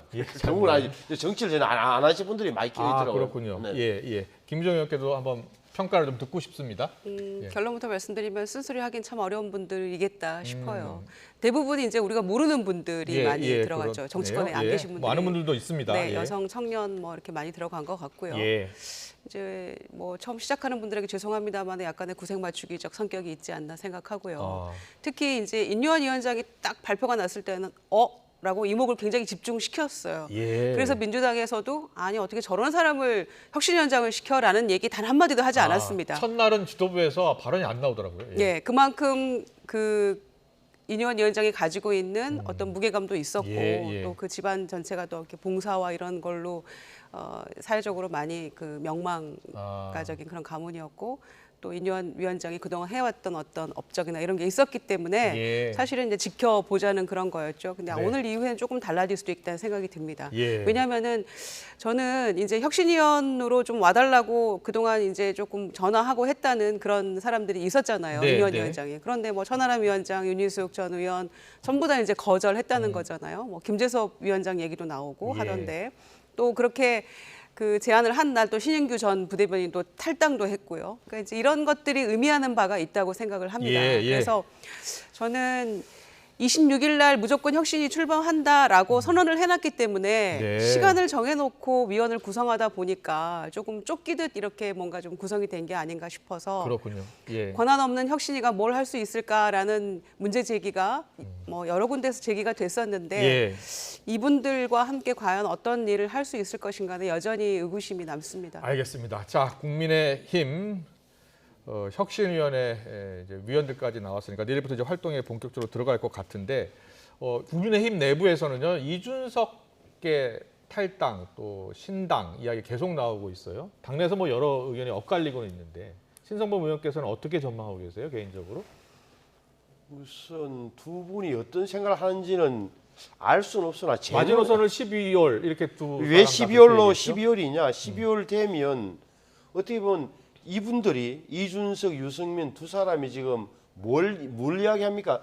대통령이 바뀌어달라는 취지란 말이에요. 대통령의 생각과 태도가 바뀌면 바뀌지 않으면 신당으로 갈 수밖에 없다. 말을 바꾸면 있을 수 있다는 거 아니겠어요? 제가 보기에는 신당을 만들겠다는 선언보다는 제발 쇄신해 주세요. 국정도 쇄신하고 당과의 관계도 좀 정상화해 주세요라는 그런 소리에서 저한테는 그렇게 들려요. 그래서 저는 신당행은 이미 마음속에 마지막 선택지로서는 갖고 있을지는 몰라도 지금은 신당을 하겠다는 정확한 의사표시는 아니라고 보고 그것은 경험상으로도 그렇잖아요. 두 분 다 바른정당, 바른미래당의 실패가 굉장히 심리적으로 트라우마로 남아있는 분들이 많은 분들이 마찬가지인데 그래서는 신당이라는 것은 뭐 그렇게 먼저 선제적으로 나갈 그럴 공사는 좀 적다고 봐요. 하태경 의원은 좀 보수가 유승민, 이준석이 당장은 나가지 않을 것 같다라고 이야기하면서 적극적으로 끌어안아야 한다라고 얘기하고 이준석 전 대표 같은 경우에는 구체적으로 징계 해제시켜주고 또 명예회복도 시켜줘서 그 노원 당협위원장 맡겨야 한다라고까지 이야기했는데 이게 가능할까요? 아마 저 뒷부분 이준석 전 대표를 어떻게 하자는 것은 아마 하태경 의원의 개인적인 생각이 같고 개인 생각이에요. 그러니까 1월 달이잖아요. 1월 아마 7일이 징계 만료가 됐는데 징계를 일찍 풀어주자. 암 짜는 건데 당내 주류들 생각은 좀 다른 것 같고 어찌됐건 신당이 형성된다면 이른바 이준석, 유승민 신당이 형성되게 되면 쉽게 하는 말로 지금과 같은 뭐 언론에 나오는 여론조사 지지율은 유지 안 될 거예요. 왜? 그때 선거 때 되면 여론조사는 빠지고 양당으로 갈 것인데 그럼에도 불구하고 수도권에 미치는 영향은 엄청난 거예요. 그렇군요. 수도권에서는 지금 아시는 대로 뭐 몇 % 차이로 당락이 결정되는 마당에 저렇게 어떻게 보면 여권 성향에 어떻게 보면 나온 신당이 만들어진다. 이거 자체로 국민의 엄청난 타격이 되는 거예요. 이것만은 분명한 사실이에요. 이제 민주당에서는 어떻게 보고 있어요? 이준석 전 대표가 탈당할 것으로 보고 있고 신당 창당까지 갈 것으로 보세요? 예, 신당 가능성 매우 높다고 민주당 생각합니다. 민주당 의원분들 나오시면 가능성 높다고 많이들 이야기하시더라고요. 매우 높다고 생각하고요. 특히 유승민 전 대표, 이준석 전 대표 두 분이 결코 이거를 부인하지 않습니다. 그러니까 12월 말까지 지켜보겠다고 하는 이유가 있는 것이죠. 어떤 내용을 지켜보겠다고 했냐면 크게 변화를 기대는 안 합니다만은 대통령의 변화를 기대하는 거잖아요. 대통령이 변하지 않으면 혁신이고 당도 아무 희망이 없다. 지금 이런 얘기를 하고 있는 것인데 벌써 기대 난망이라는 생각이 들고요. 이진복 정무수석이 뭐 난 들고 혁신위원장, 혁신위 구성도 전에 찾아가서 뭐 당무 개입 안 한다 용산에서 이런 얘기 했습니다마는 불과 7개월 전에 출범한 김기현 지도부를 생각하면 그때 이미 대통령실이 너무 깊숙이 개입했었잖아요. 모든 후보들 쳐내고 이제 그런 모습을 봤는데 과연 분리돼서 이걸 생각할 수 있을 것인가. 오히려 한 번도 혁신위원장에게 난을 들고 찾아오지 않았던 전례가 없었던 일을 이진복 수석이 함으로써 오히려 그런 의구심을 더 높게 해줬다. 당무 개입은 이거는 불가피한 일 아니냐 이렇게 보여지게 만들었다고 생각하고요. 그래서 이 이준석 신당 이 문제는 저는 이제 그 복잡해지니까 숫자는 말씀 안 드릴게요. 대통령이 그 득표율이 대통령 대선 때 48점 몇 %였어요. 그런데 거기에다가 최근에 대통령 지지율을 빼니까 그 여론조사 엊그제 했던 거에서 이준석 신당의 그 지지율이 나오더라고요. 그만큼 대선 당시에 윤 대통령을 지지했던 보수층도 지금 등을 돌린 이유들이 있을 거 아닙니까? 그만큼이 지금 이 신당으로 갈 수 있는 확률이 높아졌다는 건데 이념 논쟁 안 하겠다. 반성, 소통, 쇄신 뭐 이런 얘기하면 뭐합니까? 선거 구도상으로는 민주당에게 유리하게 가는 거네요. 그렇지만 이준석 신당은 민주당에게는 불리한 상황입니다. 어떤 민주당 점에서요? 표도 많이 가져가더라고요. 그래서요? 그런 점에서 민주당도 마냥 뭐 즐거울 수만은 없는 상황이긴 한데요. 어찌됐거나 대통령의 반성, 소통 얘기하셨는데 그 변화 없이는 혁신위도 결국에는 그냥 과거 혁신처럼 뻔한 수순으로 갈 수밖에 없다. 이렇게 보여집니다. 알겠습니다. 이런 가운데 오늘 박근혜 전 대통령이 이 박정희 전 대통령 44기 추도식에 참석을 했잖아요. 근데 여기에 윤석열 대통령도 해외 순방 마치고 바로 참석을 했습니다. 두 사람이 같이 옆에 나란히 앉았는데 어떤 이야기를 했는지 그리고 박근혜 전 대통령의 이야기까지 듣고 오겠습니다. 박정희 대통령의 하면 된다는 정신은 우리 국민에게 자신감을 불어넣어 주었고 우리 국민에게 조국에 대한 자부심을 불어넣어 주셨습니다. 우리는 박 대통령의 정신과 위협을 다시 새기고 이를 발판으로 다시 도약하는 대한민국을 만들어야 합니다. 아버지 추도식에 참석해 주신 여러분께 깊은 감사의 말씀을 드립니다. 특히 오늘 해외 순방에서 돌아오시자마자 곧바로 추도식에 참석해 주신 윤석열 대통령님께 심심한 사의를 표합니다. 박근혜 전 대통령이 지난달 김기현 국민의힘 대표 만났죠. 추석 직전에 시장에서 모습을 잠깐 보여줬죠. 또 박정희 대통령 추도식에 이렇게 참석을 했고요. 그런데 최근에 윤석열 대통령 지지율이 대구 지역에서 많이 하락을 했다는 이야기까지 나오고 있어요. 그래서 최근 언론 보도에서 박근혜 전 대통령의 총선 역할론 뭐 이런 이야기까지 나오던데 어떻게 보세요? 우선 윤석열 대통령이나 대통령실 참모들 입장에서는 말씀하신 그런 여론조사 부분이 신경이 쓰이죠. 그래서 예를 들어서 대통령님 TK를 한번 도셔야 되겠습니다. 이런 이야기를 참모들은 할 수 있고 대통령도 그렇습니까? 하죠. 그건 뭐 냉정한 현실이니까. 그런데 유시민 보셔야 될 대목이 그런 정치 필요 있다. 그런데 박근혜 전 대통령이 총선에서 영향력을 행사할 것이라는 해석은 제가 보기엔 언론의 일방적인 해석이에요. 언론의 일방적 해석이다. 보죠. 박근혜 대통령이 아예 난 친박이 없다. 내 이름 팔아서 이야기하지 말라고 수없이 이야기를 하는데도 왜 움직이기만 하면 친박 어쩌고 연결시키냐 말이에요. 지금 한번 개인적으로 확인을 좀 해보세요. 예를 들어서 지금 최경환 전 부총리가 청도 경산 나간 데서 박근혜 대통령과 상의를 할 것 같습니까? 안 할 것 같습니까? 우병우 준수석이 고향 출마하는 여부를 대통령에 상의합니까? 안 합니까? 저는 안 한다고 봐요. 그 두 분 다 출마 이야기 계속 나와요? 나와요. 저는 그다음 유일하게 있다면 유영하 변호사만 옆에서 자기는 대구 또는 달성에 나오겠다는 이야기를 하고 제가 보기에는 박근혜 전 대통령 입장에서는 그래도 자신에게 끝까지 충성을 다하는 저 유 변호사는 잘 됐으면 좋겠다는 생각을 함직하다. 제 눈에 비치면서 딱 그거예요. 그러니까 정치적 야심이나 친박의 부활 이야기가 다 언론에 소설. 민주당에서는 어떻게 보고 있나요? 문재인 전 대통령은 조금 활동하는 것 같기도 하고. 네, 예. 뭐 전직 세 분 대통령이 조금씩은 뭐 이명박 전 대통령도 활동하고 있고. 예, SNS에서건 뭐 오프라인에서건 예. 조금씩은 활동을 하고 계시는데요. 뭐 집에만 있을 수 있겠습니까? 예. 그냥 그런 정도의 의미라고 저는 예, 생각합니다. 예. 특히 이제 이 정권이 MB 시즌 2라고 불리우잖아요. 그러니까 예. 이제 특히 보수에서는 친박 쪽 그리고 이제 MB 쪽 이 두 개 양대 산맥이라고 할 수 지금 있는데 대통령실 정부 쪽에 MB계에서 같이 이명박 전 대통령 시절에 일했던 분들이 많다고 해요. 과도하게 많죠. 대통령실뿐만 아니고 예. 뭐 유인천 장관부터 해가지고 그렇네요. 예. 굉장히 많죠. 이제 그래서 최근에 TK 쪽 여론이 굉장히 부정적으로 안 좋아지니까 네. 그런 생각하셨는지 모르겠습니다만 예. 저는 대통령이 뭐 가실 수 있다고 생각해요. 현직 대통령 간 건 처음이라고 음. 하는데 귀국하자마자 갔고 인요한 위원장은 이제 다음 주에 5.18 민주묘지 가겠다고 합니다. 예. 그러니까 민주화 세력과 산업화 세력을 아우르는 뭔가 메시지를 주고 싶은 건지 모르겠습니다만은 저는 그것만으로는 안 된다고 생각해요. 그 네. 이상의 뭔가가 필요한데 결국 총선은 정권에 대한 심판과 평가일 수밖에 없다고 예, 생각해요. 그러려면 뭔가 변화가 보여야 되는데 당장 오늘 대통령실 뭐라고 얘기했습니까? 이태원 참사 1주기 추모식 안 간다고 했잖아요. 예. 대통령이 44주기 박정희 대통령 추도식 가는 거 좋습니다마는 예. 일요일에 그 이태원 참사 1주기에 가셔야 된다고 저는 생각해요. 예. 그게 변화의 출발이라고 생각하고요. 그래서 지금 이런 뭐 보수 결집을 노리는 이런 뭐 추도식 참석하고 이러는 거 뭐 가능한 얘기고 적어도 마이너스는 안 될 거라고 생각합니다. 보수층에게는. 그러나 좀 더 외연을 확장하고 국민을 실제 인요한 위원장이 말하는 통합과 확장으로 가려면 대통령의 모습이 달라져야 되는데 네. 이태원 1주기 가셔야 되고요. 야당 대표 만나셔야죠. 예, 그런 모습 알겠습니다. 보여야 된다고 생각합니다. 네, 잘 들었습니다.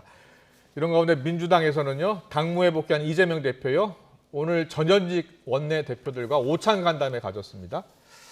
그런데 아침에 보니까 비명계에서는 이재명 표 통합에서 의문을 제기하는 목소리들도 나왔습니다. 직접 듣고 오겠습니다. 우결 호소하는 통에 사실 이재명 대표는 스타일 다국인 거예요. 신뢰도 많이 잃었고 그래도 그나마 가결시킨 동지들 때문에 기각이란 결과를 가져온 거 아니냐 이거. 이재명 대표는 진짜 그들에게 누군지 알면 가서 큰절이라도 해야 됐던 거 아니냐 이거. 소위 말하는 오적이라고 하는 사람들은 당내 민주주의 회복, 예, 이걸 위해서 계속 얘기를 한 건데 이게 뭐죠 이거? 정청래 의원 얘기에 의하면은 이건 뭐 계속 살아있다는 거죠. 생선이 그 도마 위에 누워가지고 나 언제 내려칠지 그걸 어떻게 알아요? 아니 지금 하는 게 그렇잖아요. 요거 칠까 말까 칠까 말까. 누구는 옆에서 쳐야 된다 그러고 누구는 내비둬라고. 자, 이재명 대표 35일 만에 당무에 복귀하면서도 통합을 얘기했고요. 오늘도 분열하면 안 된다는 이야기를 했는데 비명계 의원들 생각은 좀 다른 것 같아요. 아무래도 실질적으로 당내에서 느끼는 조금 마음이 다른 것 같습니다. 예, 예. 그래서 이런 얘기가 이제 끊임없이 나온다고 생각을 하고요. 유인태 총장이 이제 워낙 바른 말 하시는 분이니까 예, 예. 이런 우려 섞인 말씀을 하신 것 같은데 네. 저는 이재명 대표가 국민을 향해서 그 얘기했던 그대로만 가면 된다고 생각합니다. 네. 더 이상 가결파에 대한 징계니 뭐니 이런 거 왈가왈부하지 말아라. 예. 우린 단결하고 통합으로 가야 된다. 총선 승리해야 된다. 이제 이런 얘기를 강조해서 얘기를 했는데 정치권에서는 너의 불행이 나의 행복으로 직결되지 않잖아요. 예. 지금 국민의힘이 혁신이 하면서 굉장히 절박함 속에서 네. 위기론 속에서 혁신이가 출범을 했는데 그럼 민주당이 과연 잘해서 강서 보궐선거 이겼습니까? 아니잖아요. 대표도 그 부분에 대해서 말씀을 했고요. 예. 이거는 민생 파탄, 국정 운영 실패에 대한 중간 심판이었지 민주당을 지지한 표가 아니었다라고 결론을 내렸기 때문에 네네. 그런 걸 생각해서 우리가 지금 한가하게 당내의 통합을 저해하는 이런 얘기들이 더 이상 나와서는 안 된다고 생각하고요. 예. 정말 왈가왈부해서는 안 된다. 이렇게 예. 가야 된다고 생각합니다. 행동으로 보여야죠. 네. 국민의힘에서는 어떻게 보고 있어요? 지금 비명계 의원들은 징계를 할 수 있다. 그리고 나아가서는 공천에서 불이익을 줄 수도 있다라고 보고 있는 것 같더라고요. 첫째 제가 보기엔 징계는 뭐 안 할 가능성이 크다. 징계는 안 그러니까 할 약간의 것 뭐 같고요. 예. 정청래 최고위원, 수석 최고위원 같은 이제 강성파는 예. 계속 징계를 이야기하고 강성 당원들을 달래는 역할을 하면 되는 거고 예. 이재명 대표는 통 크게 오히려 통합 메시지를 내는 게 훨씬 더 정치로 유리한 걸로 보는 것 같아요. 그럼 그 무슨 뜻이냐? 징계는 없다는 거고 이것이 왜 그러냐? 이재명 대표의 개인적인 생각과는 별도로 전략적 사고를 그래도 이재명 대표는 하는 거예요. 어떻게 되냐면 내년 총선에서 이기는 게 중요하다고 보는 거예요. 그러면 갈라져서는 안 된다. 그래서 왈가왈부하지 말라는 게 저는 뭐 정치적으로도 굉장히 뛰어난 훌륭한 그런 판단으로 봐요. 지난번 체포하는 가결 때 민주당 이탈표가 한 30표 정도 나왔다고 했잖아요. 34, 그렇죠. 그 당시 때 만약에 공천의 불이익이 실제로 비명계 의원들한테 적용이 될 경우에는 그분들도 탈당할 수도 있다는 얘기가 여권에서 나왔었거든요. 그래서 제가 보기에는 이분들을 지금 자극해서 당신들 뭐 징계하겠다고 하면 바로 친당할 거잖아요. 그리고 경선 과정 프로세스에 들어가면 자동적으로 걸러질 가능성이 높은 게 지금 민주당 시스템이잖아요. 강성 당원들이 20% 30% 당연별로 있으면 자동적으로 걸러질 게 뻔한데 왜 긁어서 부서를 만드나 판단도 할 것 같아요. 제가 보기에는 오히려 민주당에서는 지금 그 가결표 의원들 입장에서는 잘못되면 뛰어나갈 명분도 없어지고 당내에서 고사당하고 제2, 제3의 금태섭 되는 거 아니야 이런 불안감을 갖고 있겠죠. 지금 민주당 지도부는요 시스템 공천을 하기 때문에 달라질 거 하나도 없다라고 하는데 맞습니까? 가장 하기 쉬운 얘기가 이제 시스템 공천이죠. 그런데 이제 그 시스템이라는 것이 과연 제대로 작동할 수 있느냐 이제 이런 부분에 대해서도 소위 이제 그 비명계 의원들은 이제 의심을 하고 있는 것이고요. 그래서 이제 최근에 강성 지지 당원들의 이제 여러 가지 모습들 보면서 아마 국민들이 많은 생각을 하실 것 같아요. 그렇죠? 특히 이제 이원욱 의원 최근에 뭐 현수막 포함해서 막 이런 이야기들 나온 거 보면서요. 그래서 원내대표 전직 원내대표들하고 오늘 회동하면서 정말 단결하고 함께 가야 된다는 얘기하고 앞으로 당이나 당 대표나 뭐 당의 메시지는 외연 확장으로 가야 된다 이런 얘기를 했다고 해요.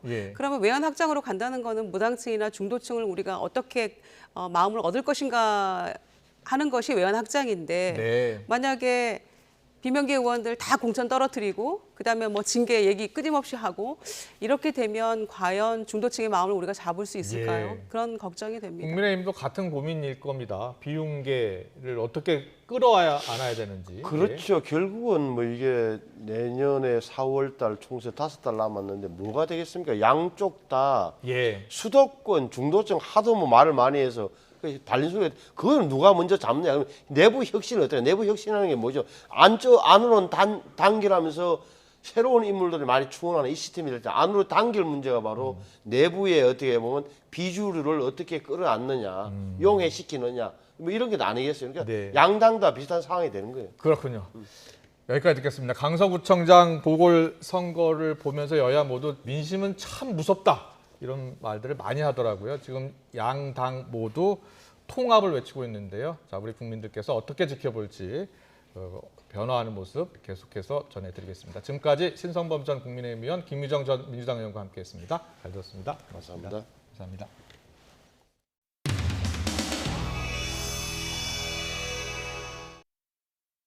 내년 총선 얼마 안 남았는데 조언이나 당부해 주실 게 있으실까요? 전혀 없어. 내가 하려고 하는 거 없고 나는 내 삶을 잘 살아갈 거야. 뭐 자꾸 그렇게 뭐 묻지 마라. 이 젊은 사람들이.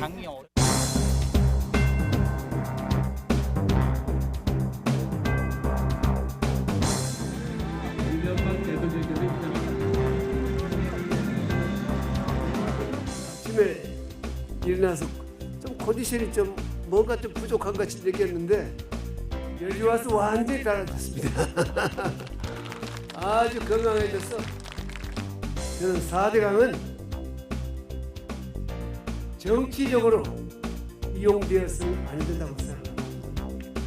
이 지구의 미래 다가올 주 변화에 대한 대비.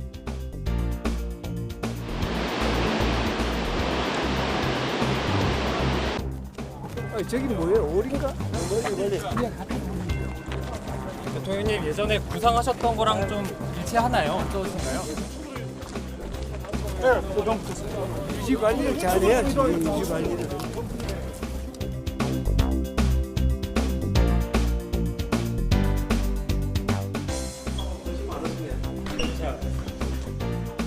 대표는 윤석열 대통령도 두 전직 대통령과 좀 소통을 강화하실. 오늘 대통령은 누구든지 그렇게 늘 만나기를 원하고 계시고 또 그런 부분에 대해서 그런 분들이 조언을 해주면 잘 받으시는 분이라고 저는 생각하고 있습니다. 전직 대통령들 행보가 총선을 앞두고 좀 유의미한 부분이라고 보시나요? 그까지는 연결할 필요 있겠습니까? 근데 그분들이 누구를 공천해달라, 누구를 공천해라 이렇게 이야기할 분도 아니고요. 네, 대통령 유인촌 전 장관도 얼마 전에 연극 보셨고 지금 윤 정부에서 MB 정권 인사들이 득세하고 있다 이런 보도에 대해서 어떻게 생각하십니까? 저는 그렇게 생각 안 하는데 좋은 인재를 쓰는 거지 뭐. 어느 정권의 사람 쓰다 이게 아니고 좋은 인재를 골라서 쓰는 거지. 그렇게 자꾸 내가 답변에 실수하기만 바라고 자꾸 물어보나 이 사람들아. 젊은 사람들 건강해져. 어? 마음을 쭉 펴고 확 열고 어떻게 그렇게 생각해? 동의해? 오케이. 대통령께서는 어떤 조언을 해주고 싶으신지 한 말씀만 부탁드리겠습니다. 내가 조언할 게 뭘 합니까? 여러분들이 무슨 답변을 얻고 싶을지 모르지만 여러분이 원하는 답변이 라인 통 나올 것 같지 않은데. 이쪽으로 와야지, 이쪽으로.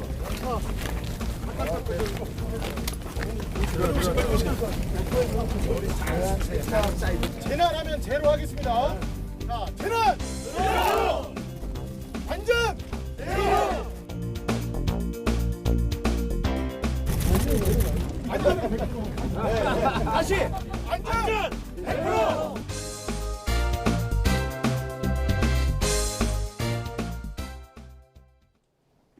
올가을 들어 처음으로 중국발 스모그가 유입되고 있습니다. 현재 수도권과 충북, 경북의 초미세먼지 농도가 나쁨 수준을 나타내고 있는데요. 밤 사이에는 북서풍을 타고 추가 미세먼지가 유입되겠고요. 중서부 지방은 내일 오전까지 공기가 탁하겠습니다. 한편 서쪽 지방에는 비도 내리겠습니다. 비는 수도권을 시작으로 퇴근길 무렵에는 호남과 경북 서부 내륙 쪽으로도 확대하겠는데요. 비의 양은 5에서 40mm가 되겠고요. 돌풍과 벼락, 우박을 동반하기도 하겠습니다. 내일 아침 기온은 이맘때 수준을 보이겠습니다. 서울이 8도, 대전이 9도, 대구는 12도 선에서 출발하겠고요. 낮 기온도 예년 수준을 회복하겠습니다. 서울이 19도, 대전이 18도, 부산은 21도를 보이겠습니다. 내일 내륙지방은 대체로 맑겠지만 동풍의 영향을 받는 동해안에는 비가 내릴 전망입니다. 지금까지 날씨 정보였습니다. 네, 이슈를 더 쉽게 전해드리는 더 뉴스, 내일은 더 준비하겠습니다. 잠시 뒤 뉴스큐가 방송됩니다. 시청해주신 여러분 고맙습니다.